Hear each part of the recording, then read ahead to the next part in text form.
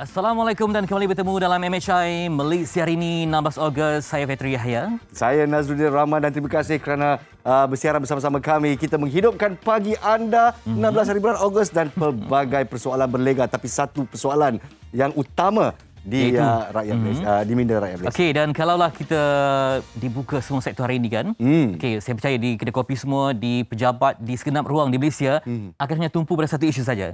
Apakah benar PM letakkan jawatan ataupun ada pertukaran yang berlaku saat akhir? Ini pasti mengundang persoalan. Itulah dia gegaran di pagi hari di Malaysia hari ini dan insya-Allah persoalan ini bakal dijawab. Dikatakan Yang Amat Berhormat Perdana Menteri Malaysia kini sedang bermesyuarat dengan jemaah menteri ataupun kabinet bersama dengan Ketua Polis Negara dan dijangkakan akan berangkat ke Istana Negara pukul 11 pagi nanti. Nantikan perkembangannya, apakah akan berlaku satu yang baru untuk politik Malaysia. Doakan yang terbaik. Yang paling penting kita dan juga rakyat semua dilindungi saat kita masih lagi berjuang dengan COVID-19. Tepat sekali. Jadi Malaysia sabar, tunggu dulu pelbagai pengisian hebat dan menarik pada pagi ini. Okey, dah hari ini kita nak bawa anda sebab saya percaya ramai yang melaporkan bahawa jalan dah makin sesak. Betul. Disebabkan pembukaan pelbagai sektor ekonomi yang untuk merancangkan lagi Tetapi dengan syarat anda semua telah pun melengkapkan vaksinasi, 2 dos lengkap. Yang belum, anda dapatkan perinciannya dan saya yakin semua orang majoritinya dah dapat sekurang-kurangnya 1 dos. Sekurang-kurangnya dikatakan bahawa 50% rakyat Malaysia telah pun mendapat suntikan vaksin 2 dos. Jadi kita masih on track lah dikatakan ya, Fitri. Itu dia. Banyak artikel yang menunjukkan bahawa nampak macam ada cahaya lah. Cahaya di hujung cahaya. Oktober nanti semuanya kita akan kembali pulih insya-Allah. Di saat kita kena hati-hati juga. Sentiasa dengan melitup muka. Betul. SOP yang ketat dan juga kena tak boleh tipu. Seandainya anda tidak ada sijil vaksinasi, tak boleh beli data, tak boleh apa-apa sebab ia melibatkan kesihatan orang lain. Tepat sekali. Dan kalau dikatakan tentang pembukaan ekonomi, 11 jenis perniagaan, saya tengok Fitri pun dah rambut pun dah panjang kan. Itulah dia. Inilah masanya. Jangan lupa pada anda di fasa 1 masih tidak boleh merentas daerah. Jadi bertenang Malaysia, bertenang. Apakah pengisian yang menarik pada hari ini? Baik, hari ini kita juga cuba untuk membawa anda untuk terus menimba ilmu sekalipun tak ada seminar, tak berdepan dengan penceramah ataupun sesiapa yang mengajar, tetap ada ruang untuk kita dapatkan ilmu melalui webinar. Tepat sekali. Jadi bersama-sama kita pun nak bertanya kepada anda semua, apakah yang dilakukan sewaktu PKP untuk menimba ilmu. Inilah masa yang paling tepat untuk Mas Ali kata consolidate yourself. Betul. Jadi bukan itu saja, kita juga akan menyajikan kepada anda semua mungkin satu hobi yang istimewa menggunakan tanah liat. Suka main tanah liat tak? Tanah liat kena ada ilmu jugalah. Oh ya, betul, ada ilmu. Nampak macam senang, tapi kalau terlihat kepada pembuatan labu dan sebagainya, saya rasa tangan juga mainkan peranan. Tepat sekali. Tapi di sini kita akan memperincikan lagi kadar skill yang diperlukan untuk membuatkan miniatur ya. Tu dia. Bukannya senang, Fitri. Saya pasti tangan semua orang boleh buat. Tapi ia juga melibatkan tentang kehalusan mata hati. Ya, untuk menghasilkan sesuatu yang nampak. Kadang kita buat, tak ada nampak nilai seni ya. Betul. Memang jadi bentuk, tapi tak ada sentuhan tu memang bukanlah ya. Kita boleh nampak ini pakar yang buat ataupun ini mencincai. Aduh, Fitri, kalau saya buat, saya yakin mata hati saya ditutup, tertutup-tutupnya. Bukan itu saja. Kita boleh cuba nanti. Okey. Selain itu, kita nak sarapan juga. Sebab saya banyak membaca ada orang yang nak kurus tapi dia tak nak sarapan. Bercanggah dengan konsep kesihatan. Sebab kalau kita sarapan mungkin metabolisme akan dibantu. Breakfast is the most important part of the day. Tapi untuk rakyat Malaysia, terutamanya rakyat Muar, siapa tak biasa kalau pagi-pagi kita makan sate, boleh tak? Sate. Boleh tak? Tapi kena pandai jugalah. Okey, ada ilmu. Nak makan sate pun kena ada ilmu dia. Ada ilmu dia. Kenapa kita kena ada bawang dan juga timun tu? Wah, dia tahu rahsia dia. Tahu. Awak nak caras saya punya job. Sebab ini ditanya oleh Mak Saleh pada saya. Oh ya. Why? Why Okey, nanti kita ulas, kita akan kupas sate ni dari sudut ilmiah dan kebijaksanaan orang yang buat sate ni. Kenapa dalam sate ada sains yang tersembunyi? Wow. Ini saya kena tahu. Semuanya dalam Malaysia hari ini. Dan untuk segmen inspirasi kita pada pagi ini, kita ingin membawakan cetusan minda, cetusan hati untuk anda semua. Dan insya-Allah kita bersama-sama dengan seorang pelukis angkasa. Ya, nampak mungkin tak dapat bayangan, tapi dia bermula dengan sebuah kegagalan. PMR dicemuh, bangkit menjadi seorang pelukis angkasa. Ini rangkuman untuk anda.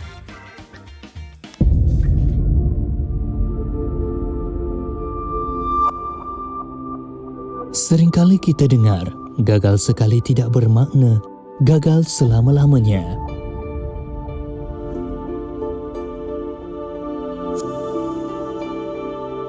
Itulah ungkapan yang sesuai bagi Nurul Syahira Nazaruddin atau lebih dikenali sebagai Syahira Stargazer yang merealisasikan impiannya menerusi kritikan yang diterima ketika di bangku sekolah menengah. Anak sulung daripada 5 adik-beradik ini mula meminati seni lukis seawal 5 tahun lagi. Ketika umurnya mencecah 7 tahun, anak kelahiran kota Kinabalu Sabah ini mula menerokai minatnya dalam bidang astronomi. Kini, walaupun menjadi guru mata pelajaran bahasa Inggeris, minatnya terhadap dunia sains angkasa tidak pernah pudar.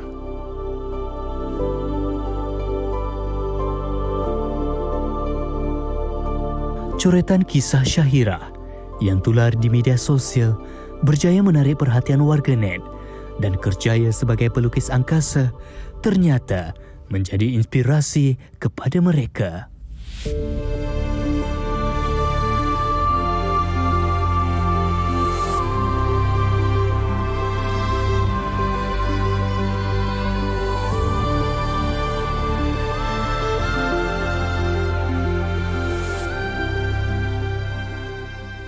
Okey, itu dia kehebatan satu lagi antara kerjaya yang jarang didendangkan ya, iaitu pelukis angkasa. Mungkin kita lihat macam bunyinya macam artistik ataupun bunyinya macam sastra sikit. Tapi dah realiti yang digalas oleh Nurul Syahira Nazaruddin, seorang pelukis angkasa.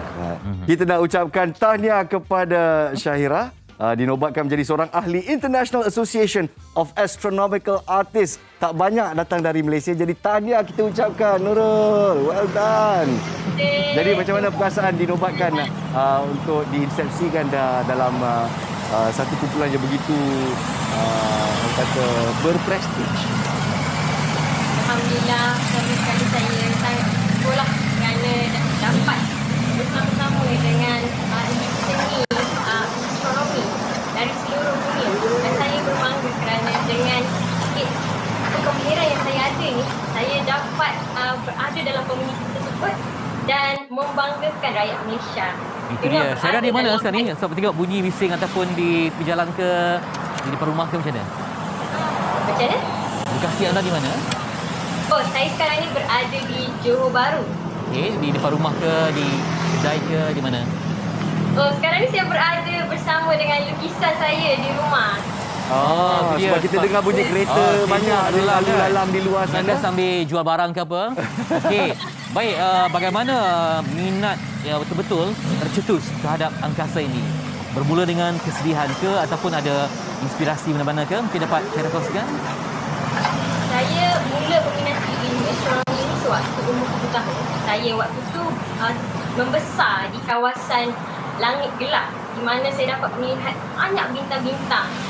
Dan waktu itulah bila saya mendongak ke atas, saya tengok, subhanallah cantiknya. Dan apa yang berada di luar sana tu, saya sangat curious, curious dan rasa ingin tahu tu membuat-buat. Jadi saya pun belajar teruskan belajar walaupun waktu itu masih muda lagi. Saya berkongsi minat saya dengan kawan-kawan. Walaupun berada di kawasan yang agak pedalaman sebenarnya, susah untuk mendapatkan bahan-bahan tentang astronomi. Tapi saya cuba juga mencari ilmu. Baiklah, apa yang saya nak apa yang saya kagumi tentang Nurul ya. Walaupun sekarang dah menjadi cikgu bahasa Inggeris ya, teacher. Cikgu hari ni tak ada PDPR ke? Cikgu penting kelas ke cikgu? Oh, masa ni waktu subjek lain, jadi saya ada masa kosong sekejap. Saya dah sediakan semua kerja-kerja untuk anak murid saya. Bagus. Saya dah lakukan pengajaran saya. Saya berhenti sekejap, saya berehat. Alhamdulillah lah, waktu yang diberikan pun sebenarnya sempurna untuk saya. Syahira, itulah mungkin agak detail sikit, kita minta betul dengan secara terperinci. Bagaimana dengan koleksi itu? Adakah akan disimpan semuanya ataupun ada juga yang akan Pamerkan, spot maybe? mana dipamerkan? Ya. Oh, sekarang ni koleksi-koleksi lukisan berada di rumah saya dan selalunya saya akan post lah di social media, berkongsi dengan ahli IAAA dan juga ahli-ahli seni-seni lokal yang berada di social media, dan juga kawan-kawan saya lah. Selalunya saya akan tunjukkan di social media buat masa sekarang ni, kerana disebabkan pandemik sekarang kan tak perlu keluar. Jadi Baiklah, kalau selepas berakhirnya pandemik ni, anda dapat terbang ke pelbagai pelosok tempat untuk memberi motivasi dan juga mengkabarkan tentang keindahan angkasa. Mungkin keluar negara untuk menunjukkan Malaysia ada pelukis angkasa yang wibawa. Dan teruskan mengharumkan nama Malaysia, Nurul. Terima kasih. Dan teruskan memberi inspirasi kepada anak-anak murid anda. Saya yakin semua macam, wow, teacher ni memang hebat, sungguh berbakat. Dan insya-Allah teruslah maju untuk anak-anak murid anda. Amin. Terima kasih Fitri dan Nas. Sama-sama. Itu dia. Kegelapan tak semua gelap adalah gelap, ada gelap yang mengundang cahaya. Itulah dia. Lepas tu ada terbit angkasa tu. Kalau saya bersama-sama dengan Fitri Yahya dengan penguasaan bahasa pembedaran kata begini. Sebab ada tempat saya tanyalah kenapa memuja ataupun menyembah bintang. Sebab orang kata dia terlalu taksub dengan keindahan. Betul. Di tempat tu mestilah gelap. Kalau kita macam banyak lampu-lampu tak nampak. Betul. Tapi Di kalau kawasan gelap, urban tak boleh. dia punya keindahan tu memang magical luar biasa. Tapi yang saya paling teruja adalah apabila seorang yang muda seperti Nurul tidak mengendahkan apa ejekan yang diterima sewaktu muda dan terus mencecah angkasa. Itulah jati diri yang kami inginkan untuk anak muda Malaysia. Terima kasih Nurul. Sesuai dengan kita punya kemerdekaan. Betul. Untuk mencari orang yang hebat, pelapis kepada pelbagai ilmu dalam warisan Kita ini. dah ada seorang dah. Kita ada tokoh Mahal Hijrah di sini. Kita adalah Kata pencetus dakwah kreatif. Alah, malu-malu gitu. Okey, baik. Tadi ketika kesibukan tu, itu juga mungkin simbolik lah. Sekarang ni mana-mana tempat pun dah start sibuk. Betul. Sebab ada yang dah yakin sebab vaksinasi. Dah 2 dos. Dah 2 dos. Saya tengok macam makcik bergambar kan. Jadi seronoklah sebab kita meraihkan mereka yang berjuang untuk sebagai ikhtiar keselamatan bersama. Tepat sekali. Jadi apa kata kita berehat seketika di Malaysia hari ini, dan apabila kita kembali kita akan mewawarkan suatu cara untuk menimba ilmu, terutamanya waktu kita berada di rumah sewaktu PKP. Itu dia ilmu yang hadir secara maya untuk anda dalam webinar dan juga ilmu baru di kala pandemik. Selepas ini di MHI.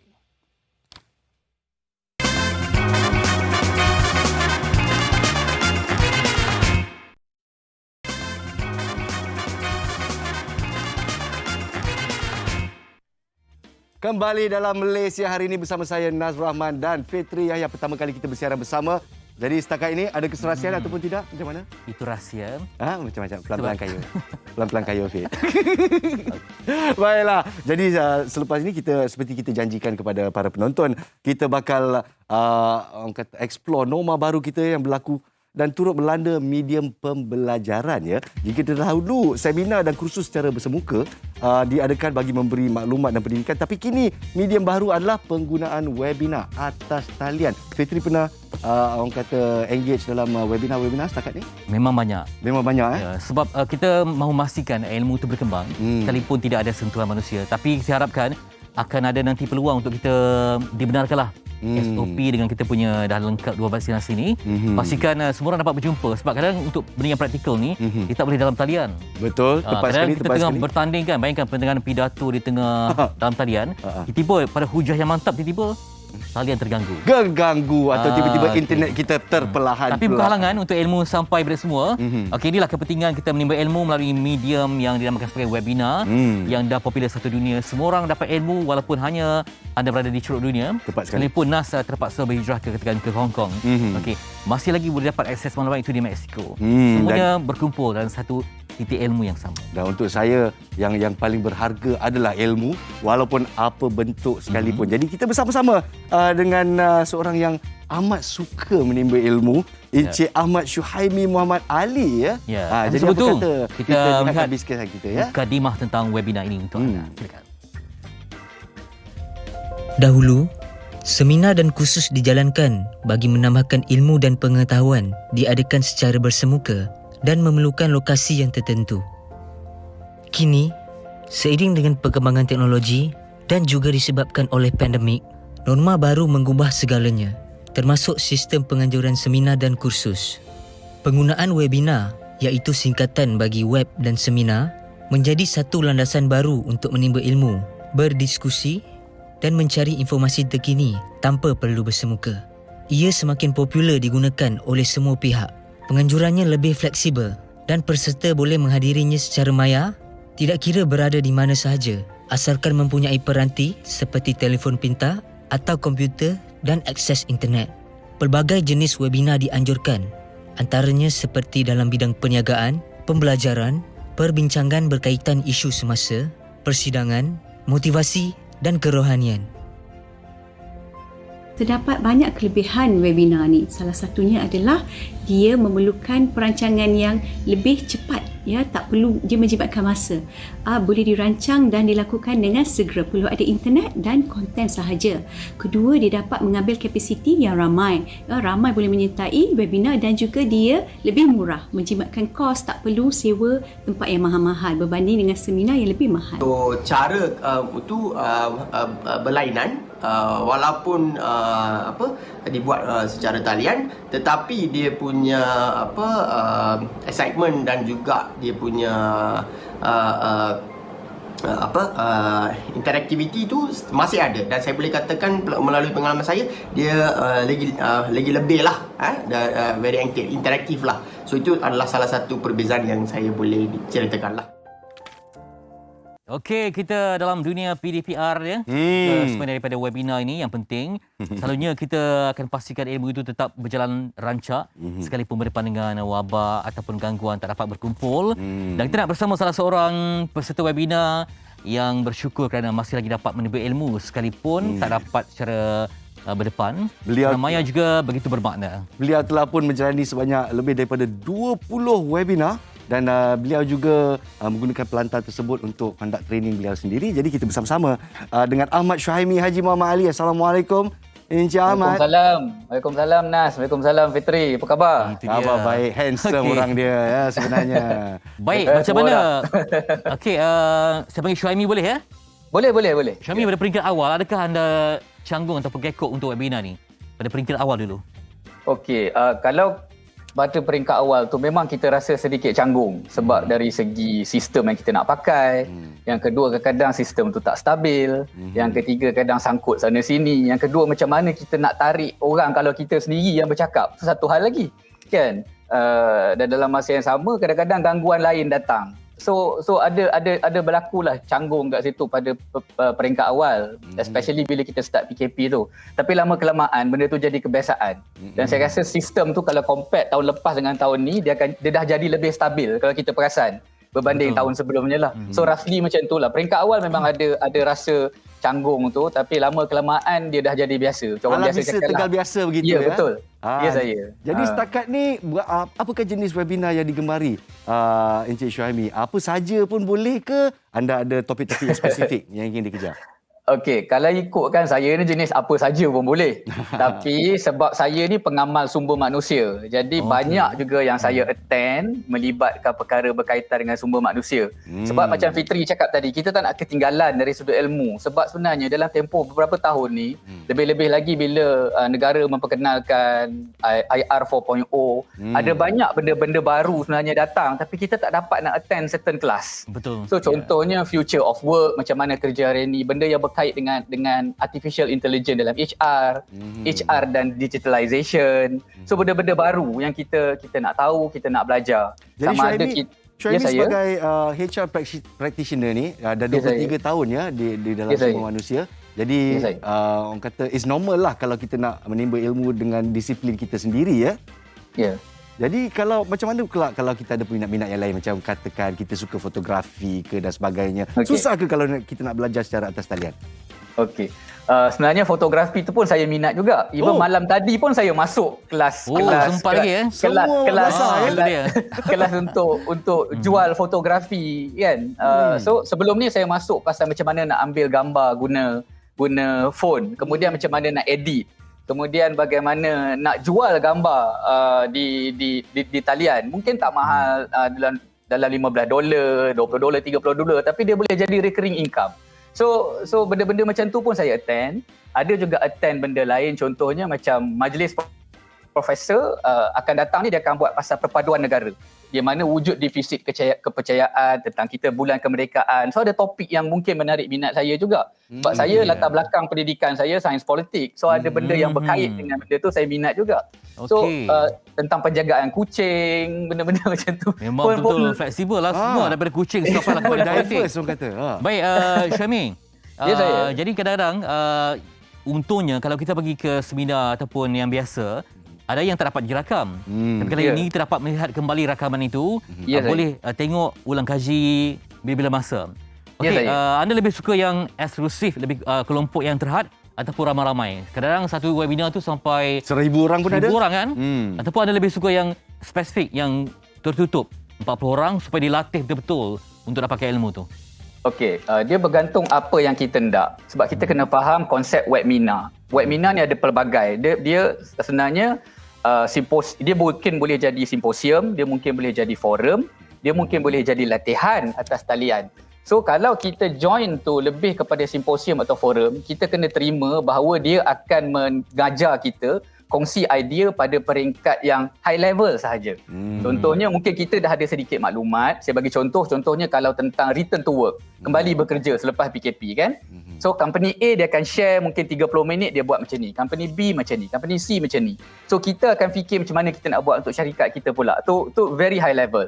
Tapi kalau yang ada juga yang berbayar ataupun yang tak berbayar tapi dia lebih spesifik. Mungkin 20 orang, 15 orang, yang mana interaksi tu lebih, walaupun tak ada human touch macam kita attend latihan biasa, tapi setidak-tidaknya kita lebih berinteraksi. Kalau simposium besar, kadang-kadang ada aplikasi tertentu yang mana kita tak boleh dilihat, kita cuma boleh melihat. Kan? So bergantung apa kita nak. Macam saya cakap tadi, saya pukul rata ada yang saya masuk yang untuk dapat knowledge high level, ada juga latihan yang very spesifik yang mana saya boleh dapat knowledge tu dengan lebih detail. Tapi nampak gayanya kan, Cik Suhaimi ni lebih suka tanya soalan dalam webinar ni. Peserta yang aktif ni mesti interaktif. Interaktif. Tapi kalau kita nak orang kata wrap up lah, secara amnya lah saya. Walaupun tiada sentuhan manusia dan anda pun dah memang biasa dengan memberi latihan atas talian dan secara live mana satu menjadi pilihan anda? Okey, kalau dari satu dia bergantung dari topik yang kita nak buat. Ada simple topik boleh buat online. Tapi as a person, right? As a person, orang yang terlibat dalam dunia latihan juga dalam masa yang sama, pengamal sumber manusia, tak banyak sikit kalau orang nak cakap saya old school pun cakap lah. Saya lebih prefer ada face to face sebab ada sesuatu yang kita kehilangan di situ. Yang mana kita hilang eye contact, kita hilang jiwa dia tu hilang. Jiwa dia tu tak ada. Aura tu penting sebab bila berada dengan tuan guru kita depan tu, dia punya mendidik pelbagai aspek lah supaya dapat sopan santun, bertanya semua. Kita sama berbincang tapi kita nak dengar apa pula reaksi penganjur. Apakah ini hanya dalam aspek kos mereka jimat ke ataupun apa yang dicari pada masa depan? Ini sebuah perkongsian. Silakan. Webinar merupakan satu strategi yang mengetengahkan nilai produk atau perkhidmatan anda secara verbal dan juga secara audio dan visual. Melalui interaksi webinar juga anda boleh memberikan kemenangan mikro, kemenangan kecil seperti berkongsi e-book ataupun apa-apa hadiah small free gift yang lain. Webinar adalah antara strategi yang sangat memberikan high conversion dari segi jualan. Penganjur dapat menjimatkan kos kerana tidak perlu terlalu banyak berbelanja seperti membayar sewa dewan seminar, menyediakan makanan dan kos lain-lain. Sekiranya ada kos pun, ia adalah untuk mendapatkan kemudahan webinar itu sendiri. Seperti contoh untuk menambah peserta atau masa dalam satu webinar. Penganjuran seminar terus berkembang juga dalam keadaan norma baru dengan menggunakan teknik-teknik dan aplikasi terkini. Dan pelbagai aplikasi telah dibangunkan dalam menjayakan penganjuran seminar atau webinar yang dia lebih dikenali dengan keadaan situasi norma baru ketika COVID.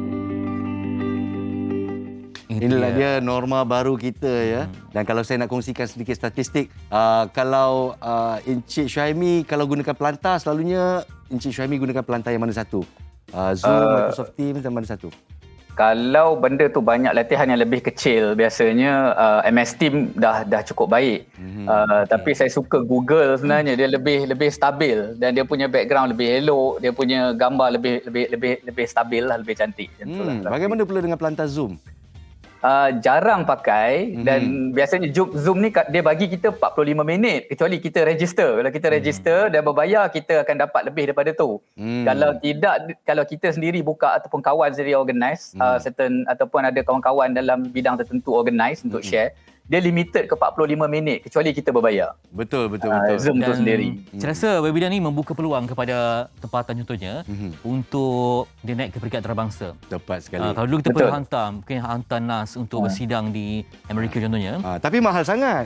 First class tapi tiket. sekarang kita berhimpun dan contohnya macam Malaysia jadi tuan rumah buat pertama kalinya APEC 2020. Kita berhimpun di tempat yang sama, 8 rentas bangsa yang berbeza tapi centralized hanya di Malaysia. Jadi ini bukti bahawa kita mampu untuk kembangkan lagi potensi. Nak berniaga ke ataupun nak potensi ke diri nak. Kadang-kadang medium agak terhad kan kalau kita pergi bersemuka. Tapi yang ni yang terbaik. Kita dapat himpunkan semua dunia di satu titik yang sama. Dan jangan gusar kerana kalau anda membuat investment dalam pelantar-pelantar seperti ini adalah orang kata way forward into the future. Kalau kita biasa dengan pelantar Zoom kali ini evaluasinya ya untuk market capitalization 48.8 bilion. Zoom kini lebih besar dari 7 company penerbangan di dunia. Inilah dia alaf baru kita, norma baru itu dia. Terus menimba ilmu. Ya. Yang penting ilmu itu tetap berkembang maju. Apa-apa terima kasih untuk Syekh Ahmad Syuaimi. Sama-sama Fitri. Daripada peminat dunia politik kepada peminat kucing. Semua gambar pun jadi. Saya suka orang yang cinta ilmu ni. Betul. Sebab dihargai semua ilmu yang wujud dalam kehidupannya. Encik Syuaimi terus maju jaya dan terus menimba ilmu insya-Allah ya. Okay. Terima kasih. Okay, Assalamualaikum. Salam warahmatullahi. Itu dia. Dalam kita berceloteh, kita lupa pula Encik Syuaimi kita masih ada di sana. Ya? Okey, itulah dia. Webinar tu macam tu lah. Kadang kita terlupa. Kamera masih lagi. Kamera masih on. Okey. Kalau audio masih on, jangan kasih malu ya.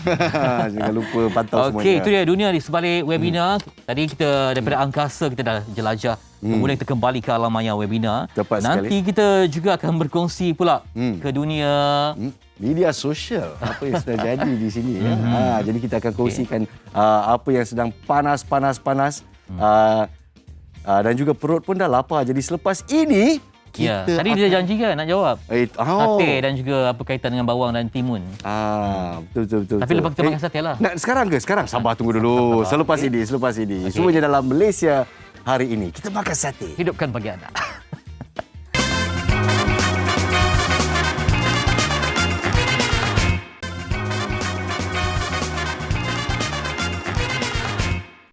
Baiklah, kita kembali di Malaysia hari ini. Marilah kita hidupkan pagi anda semua dengan makanan yang sedap-sedap. Ya, saya suka segmen terbaru ini di Malaysia hari ini di mana kita wawarkan makanan-makanan istimewa. Kepada rakyat muar pasti dah biasa-biasa. Tapi kepada rakyat Malaysia lain mungkin rasa pelik kalau kita makan sesuatu yang berat di pagi hari. Apa yang berat ini? Biasakah anda semua makan sate waktu sarapan pagi? Boleh percaya ataupun tidak? Jadi sekarang kita bersama-sama hadir di Seri Sendang Selangor untuk melihat siapa kat sana yang masih jual sate. Pukul 7 pagi dah mula buat sate. Assalamualaikum Hanif. Hai semua, Assalamualaikum, apa khabar? Selamat pagi, terima kasih Nas di studio dan juga Fatri. Saya kini berada di Taman Seri Serdang. Di lokasi yang lebih spesifik adalah di kedai sate 7 pagi. Dan sangat istimewa kerana orang makan sate pagi-pagi ni kan memang sangat berbeza dan kebiasaannya sinonim dengan mereka yang berada di Muar sahaja kan, di Johor. Tapi ini istimewa di sini dan disajikan, dan saya kini sedang sajalah tengok-tengok berada di sini kan. Dan saya nak jemput, nak bawa kalian semua yang berada bersama kami di Malaysia ni untuk naik ke atas. Jom, ini stesen sate mereka lah. Sebab istimewa ini kedai sate 7 pagi ni, mereka bersarapan dengan sate tuan-tuan. Dan lebih menarik, ada juga menu-menu lain seperti lontong kering, lontong basah dan juga mi rebus lah. Jadi saya nak jemput naik ke atas. Jom jemput naik ke atas, hati-hati. Dan kita ingin melihat lagi kepada apa yang ada di sini dan apa yang istimewa. Untuk tu kita ingin bersama dengan empunyanya. Assalamualaikum tuan. Ya, Tuan Jaafar Rosli bersama dengan kita. Apa khabar? Alhamdulillah sihat. Yang pertama, terima kasih kerana sudi menerima kehadiran kami. Mungkin tuan, sate 7 pagi. Nah, kabarnya dah 5 tahun beroperasi. Betul. Apa yang istimewanya dengan sate 7 pagi ini? Okey, istimewanya sate 7 pagi ni ialah pertama kita yang paling awal menghidangkan sate kat Rumah Kelang ni lah. Kita sebelum PKP ni kita hidangkan sebelum pukul 7. Jadi sekarang ni sementara waktu PKP ni kita hidangkan seawal 8 pagi sehingga 12 tengah hari. Dan sate kita juga dia kalau dah sejuk pun dia tak liat, tak keras, dia lembut lagi. Itu keistimewaan kita. Okay, sebab sangat berbeza sebab kalau kami di Lembah Kelang ni mungkin bersarapan sate 7 pagi tu memang sedikit unik lah. Tapi bagaimana sambutan pelanggan-pelanggan di sini tuan? Alhamdulillah, mengejutkan juga sebab orang di Lembah Kelang ni dia boleh sesuaikan selera dengan makan sate pagi-pagi ni. Mula-mula ni suka sikit, tapi sekarang ni Alhamdulillah dah mendapat sambutan yang lebih baik. Jadi kita mendapat pelanggan walaupun kita di Serdang ni, tapi pelanggan kita datang dari kawasan yang jauh daripada Serdang ni. Seperti Damansara, Shah Alam, Nilai, kita juga.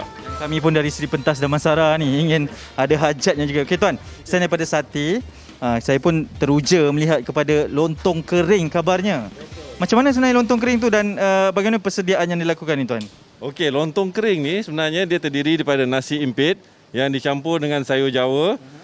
Lepas tu dimasukkan juga dengan paru goreng. Lepas tu dengan ada sotong, sambal sotong. Dengan tambahan sedikit serunding kelapa. Jadi yang ini digaul bersama dan dia kena makan macam tu. Memang tak ada kuah. Makan begitu sajalah. Maksudnya kering. Okey, mungkin ramai yang tertanya sebab lebih menariknya Encik Jaafar kita ni adalah orang yang berasal dari Sarawak. Mana datang pula idea nak datang dengan sate 7 pagi ni, lontong kering ni?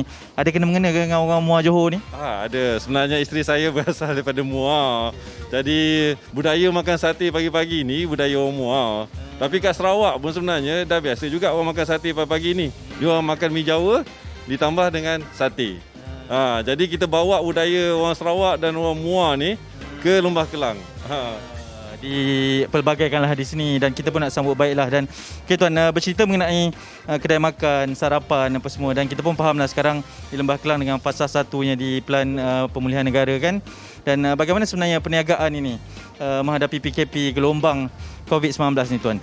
Okey, sebenarnya dalam tempoh PKP, dalam tempoh Pelan Pemulihan Negara sekarang ni kita mengalami cabaran, kan? Tapi alhamdulillah sambutan masih lagi ada. Ramai yang masih order kepada kita melalui platform-platform online dan juga ada yang masih datang. Kalau kita lihat masih ada juga yang datang dan bungkus saja. Alhamdulillah kita masih ada sambutan lagi setakat ini. Yeah. Sangat menarik sebab sate-sate yang kami tunjukkan tadi pun kalau boleh kita tengok ada juga pelanggan yang masih lagi ada, tapi lebih istimewanya kabarnya awal pagi lebih ramai lah. Cuma sekarang ni mereka yang datang untuk bungkus dan mungkin membawa ke tempat kerja masing-masing. Ada juga tempahan lah. Sate tadi pun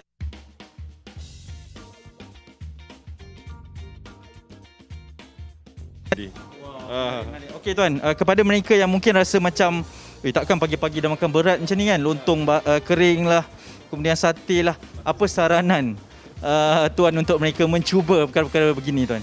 Saranan saya, sediakan perut yang kosong. Sarapan ni bukan untuk sarapan saja, tapi sekali dengan makan tengah hari. Kenyang pagi dan tengah hari sekali. Jadi nanti sambung minum petang pula. Baik tuan. Okey tuan, mungkin yang terakhirnya sebelum kita nak mencuba nanti sebab kami pun akan tapau kita tak boleh dine in lagi dekat sini. Mungkin tuan boleh berikan sedikit pesanan kepada orang ramai juga berkenaan dengan setelah lepas ni mungkin ada tempat yang boleh dimulakan dengan dine in, makan di kedai di sini pun mungkin telah pun bersedia. Bagaimana tuan sebagai antara pengusaha menerima ataupun bersedia untuk ke arah itu nanti tuan? Harapan kami bila nanti dah boleh dine in ataupun boleh makan di kedai, para pelanggan boleh datang dan jaga SOP dan jaga penjarakan lah. Walaupun pada masa terdekat ni kalau dah boleh dine in pun kita masih belum menang lagi. Jadi kita harap penjarakan tu ada, datanglah dan sambutlah bagilah sokongan kepada kita restoran-restoran peniaga kecil ni untuk mengharungi tempoh yang sangat mencabar ini. Okey tuan, mungkin kalau kita nak ikut tuan di mana nak sokong ni, ada ke media sosial ke atau boleh terus datang ke sini ke macam mana tuan? Ada. Media sosial kita ada di Facebook dan Instagram bernama Sate 7 Pagi.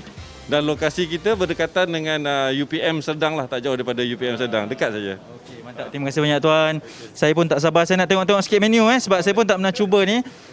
Kak, kita ada 4 orang, bungkus 8 lah kalau boleh Okey, baik, itu dia, terima kasih banyak. Dan ini mungkin sedikitlah untuk kita sama-sama raikan peniaga-peniaga kita, dan yang lebih penting untuk kita mengamalkan segala SOP yang ditetapkan. Mungkin pagi ini kita berada di sini, lokasi seterusnya kita akan raikan lebih ramai lagi. Jadi kepada rakan-rakan di Seri Pentas, bersedia, kami akan pulang dengan segala yang ada di sini. Kembali bersama dengan anda, Nas, silakan.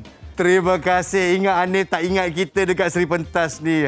Untungnya. Dan kepada Anif yang tak pernah rasa sate di pagi hari, apa cerita? Lontong goreng dia.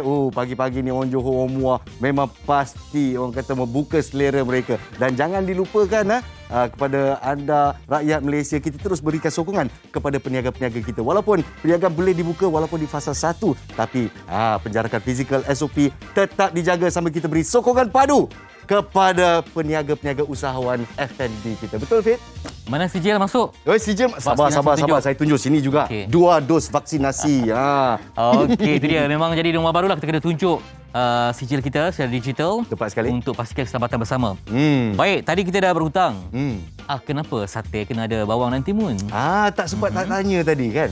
Jadi kalaunya orang makan sate dengan timun ni, dinyatakan bahawa timun dan juga bawang mempunyai ciri-ciri anti-karsinogen. Bila kita bakar sate itu, keadaan sate itu akan berubah dari mentah ke masak kan. Okay. Jadi kadang-kadang ada arangnya, bakarnya, ada karsinogen di sana. Jadi disangkakan bawang dan juga timun orang kata jadi potong sikit, anti-karsinogen. Dan juga kabun-kabun tu mungkin ada bahayanya. Oh, bahaya. Jadi, dapat disingkirkan kembali lah. Dalam bentuk sains mungkin agak berat, tapi kami permudahkanlah. Jadi kandungan yang terdapat pada timun dan juga bawang tu sangat membantu untuk neutralkan kembali untuk kita makan. Jadi lambang kebiasaan orang dahulu yang sediakan makanan lengkap sekali yang dia punya dah bakar tu dapat dineutralkan kembali.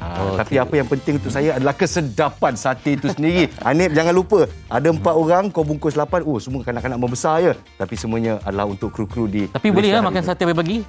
Boleh.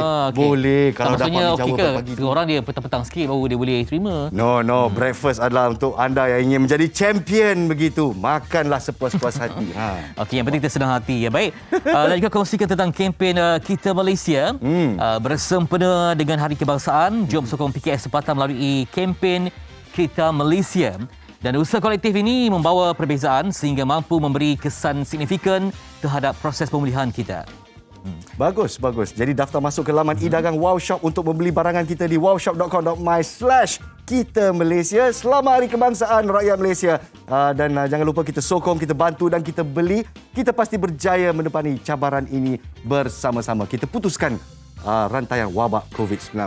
Itu dia. PKS perasaan kecil dan sederhana yang berkembang. Mungkin macam makcik yang berada di kampung yang jual kerepek sehinggalah kepada yang jual perabot semula daripada hasil kampung, hasil tani dapat berkembang maju dengan sokongan anda semua. Jangan lupa tanda pagar #Kita Malaysia. Jangan kita lupa ya. Jadi dengan itu kita terus dengan suatu bingkisan istimewa ya, iaitu korma ajwa Alia. Apa yang istimewanya dengan korma ini? Silakan. Assalamualaikum warga Malaysia hari ini. Adakah anda sedang mencari kurma ajwa Alia yang asli? Hari ini kami ingin membuat flash sales selama 3 jam sahaja, dari 9 pagi sehingga 12 tengah hari. Scan QR code yang tertera dan simpan nombor yang tertera. Anda nak tahu tak apa yang kami nak war-warkan pada hari ini? Beli 1 kg kurma ajwa Alia, free 1 kg kurma ajwa Alia. RM90 sahaja. Yang kedua, beli 1 kg kurma ajwa Alia, free 2 coklat Helis yang kami import khas daripada Turki untuk anda. RM90 sahaja. Beli 1 karton susu kurma ajwa yang pertama di Malaysia, free 1 kg kurma ajwa Alia. Jimat RM90 juga. Dalam karton ni ada 25 paus susu kurma ajwa Alia yang pertama di Malaysia. Bagi anda yang belum mengenali kami, saya Ustaz Mursyid daripada Al-Hijaz Universal Sdn Bhd. Kami pengimport kurma ajwa Alia daripada Tanah Suci Madinah secara terus, alhamdulillah. Bagi anda yang ingin menjana pendapatan, jom sertai kami sebagai ejen tanpa modal. Anda duduk di rumah, kami uruskan penghantaran.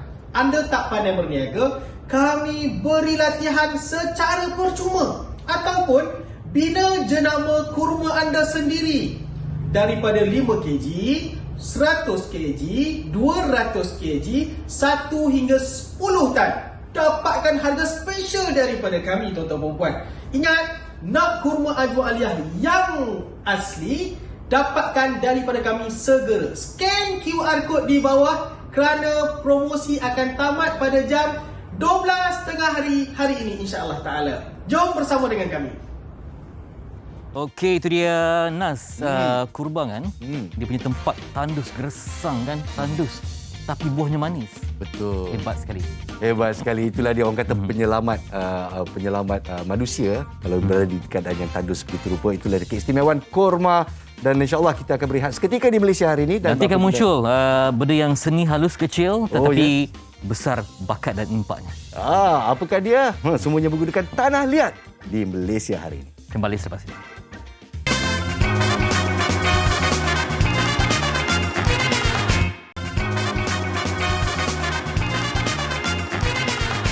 Kembali bersama Nas dan Fitri di Malaysia hari ini. Pertama kali kita bersiaran bersama setakat ini. Dan 6 kali nak ulang terima kasih banyak. Sama-sama. Apresiasi.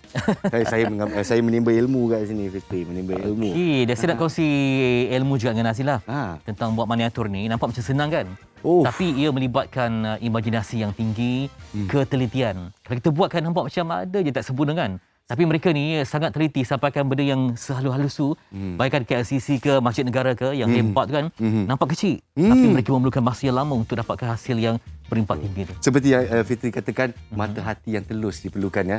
Saya di sini, saya cakap terang-terang, mata hati saya tertutup bila kita cerita pasal craft tangan dan miniatur menggunakan tanah liat. Jadi kita bersama dengan Cik Nur Izzati Azizi, seorang pelajar jurusan fizik gunaan yang menggunakan tanah liat untuk menghasilkan replika-replika ini. Menarik. Ini hasil yang kita saksikan. Minat yang mendalam terhadap sesuatu boleh menghasilkan karya terbaik berdasarkan kreativiti. Namun, bukan semua orang memilikinya. Bagi pelajar jurusan fizik gunaan, Nur Izzati Azizi, 23 tahun, hasil kreativitinya boleh membentuk tanah liat menjadi replika kartun yang comel. Assalamualaikum, hai, saya Nur Izzati Azizi. So sejak PKP ni, Zati percaya lebih ramai luangkan masa di rumah, tak tahu nak buat apa. Betul tak? So jom Zati kongsikan satu aktiviti yang menarik, iaitu cara nak buat DIY replika kartun menggunakan polymer clay. So jom kita buat. Bahan utama yang diperlukan adalah polymer clay. Seterusnya, alatan mengukir, watercolor dan juga aluminium foil. Replika yang akan dihasilkan kali ini ialah pulau kartun yang comel. Ambil keranjang aluminium dan bentukkan mengikut kreativiti seperti sebuah pulau. Tanah liat berwarna hijau diratakan menggunakan penguling. Seterusnya, balutkan pada keranjang aluminium. Gunakan berus kecil untuk menghasilkan kesan corakan seperti rumput. Ambil tanah liat biru kecil dan tampalkan di atasnya untuk dijadikan seperti kolam.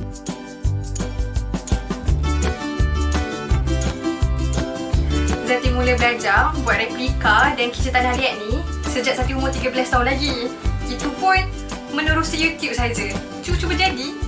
Zati buat ni sebagai hobi je. Sebab daripada kecil, Zati memang minat terhadap seni dan kartun-kartun. Seterusnya, tanah liat hijau dibentuk menjadi daun pokok kelapa dan corakkannya. Kemudian, letakkan daun pada batang pokok kelapa.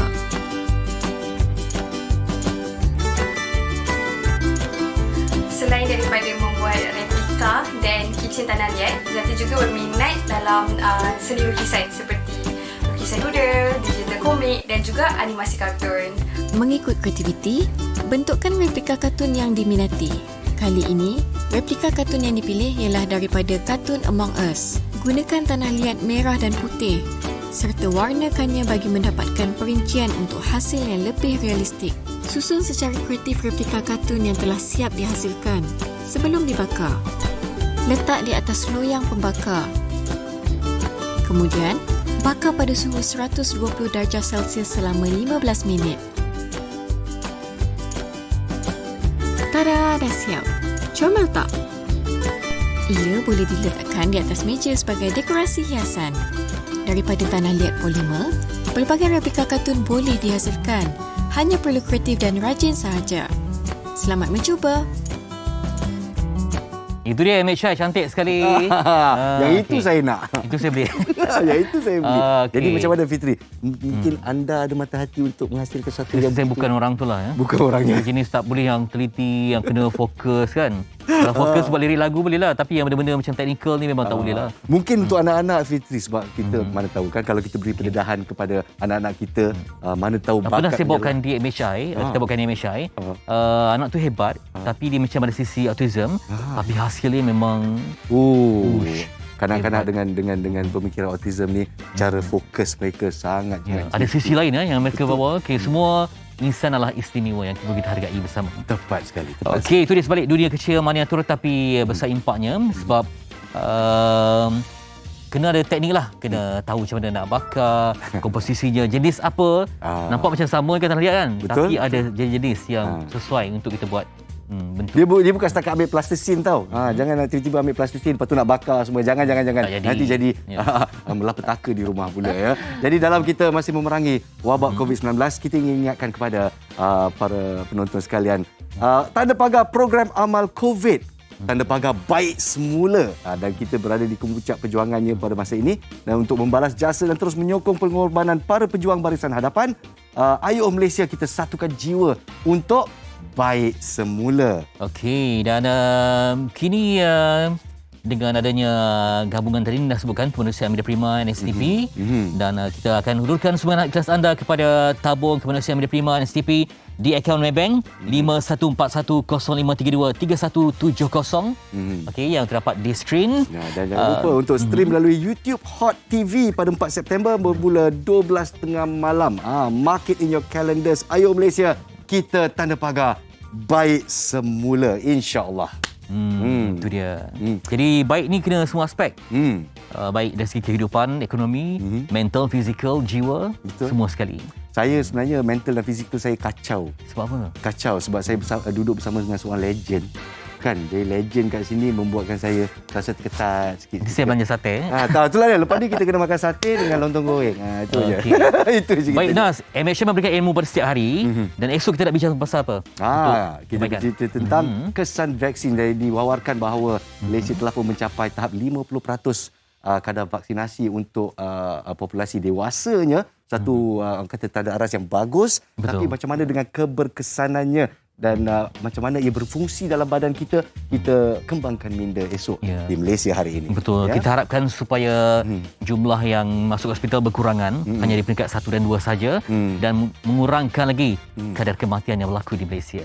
Okey, baiklah. Dan kita di sini di Malaysia hari ini pun melakukan pembaharuan. Kita membawakan segmen baru, kita bawa suatu watak yang lebih ceria, Fitri nafas pun baru, lebih ceria. baru. Tapi apa yang kita nak buat pembaruan, kita nak beli emas baru untuk Fitri. Kesian dia, sikit-sikit dia kena tarik, sikit-sikit dia kena tarik. Bukan, saya ni kalau bercakap saya kena beria tau. Betul, ekspresi bagus. tu kan.